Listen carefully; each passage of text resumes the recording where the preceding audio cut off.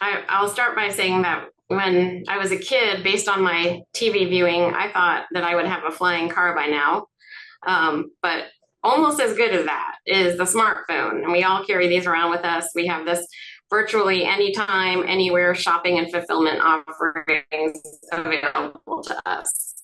And we've seen incredible growth. You mentioned, transferring from, multi-channel to omni-channel.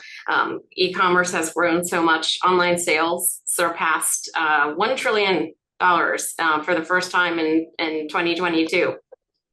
And recently, largely due to the pandemic, we saw all the ramp up of different types of fulfillment and last mile delivery models. And those have really remained a fixture of shopping, and they continue to evolve. So the ease and variety of omnichannel has led us as consumers to really have higher expectations.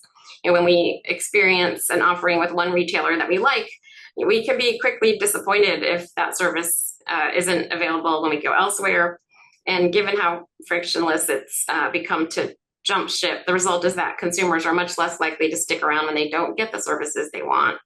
So when we look at our data from IDC, this is from our consumer sentiment survey, we can see, for example, that almost 50% of consumers are likely or very likely to shop elsewhere if a retailer doesn't provide them the opportunity to see when they are browsing online the real-time inventory costs and pickup delivery options before they buy. They want to see that early.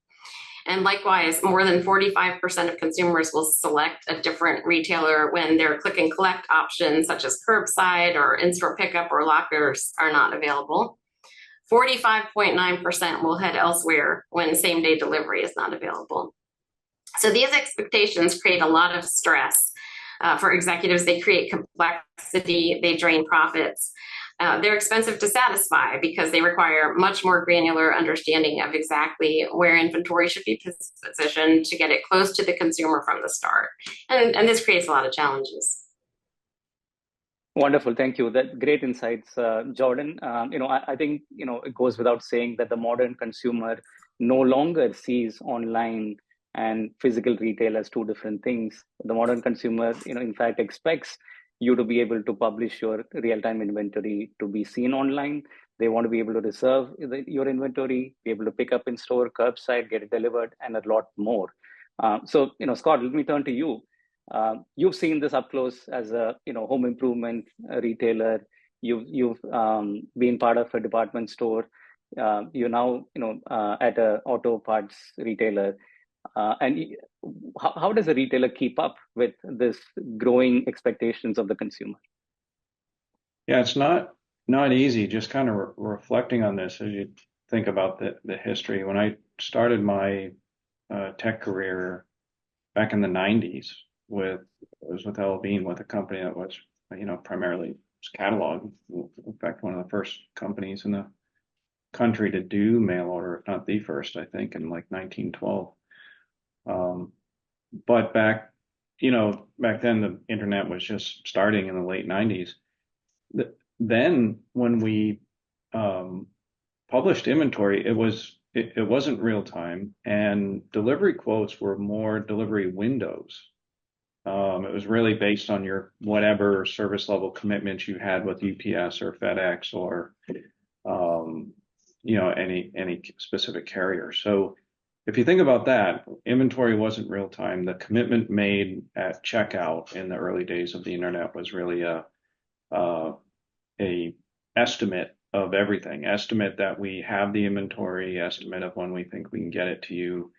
And then when you dropped it downstream into whatever fulfillment systems you had, then you confirmed all that. And you think about that to where we are today, that not only is inventory supposed to be accurate real time, which is a challenge when you've got stores and inventory is in shopping carts roaming the store, not on the shelf. It's a challenge, but we're expected to have accurate quotes on inventory as well as accurate delivery times, not only at checkout, but way before on your search results page. Right. So you think of the volume you're dealing with on a holiday of search and all the information you're supposed to collect and show and have it be very accurate. You know, it's really incredible to think about where we were 20 years ago to where we are today in terms of what's, like you said, table stakes. This is what customers expect. Right, and one point that you mentioned about searching by speed. Isn't it amazing that now you can actually search for only items that can be delivered today or tomorrow? That's the level of complexity that we are seeing in the order promising and inventory Yeah. space. Now, Justin, let me bring you in. You are constantly in conversations with tech executives about tech modernization, cloud migration. How often do you hear inventory management as a challenge or a problem to be solved? Yeah, it's quite a big problem, especially of late, especially after COVID, with the cost of shipping and kind of the supply chains being significantly impacted post-COVID, and managing that, with margins tight and inflation that has been rampant. And I know that's coming down, but it's still a challenge for retailers, right? And they think about inventory and the location of it and having that real-time visibility and making real-time fast supply decisions as far as where I should ship. How am I going to minimize those costs? It is a very prominent conversation.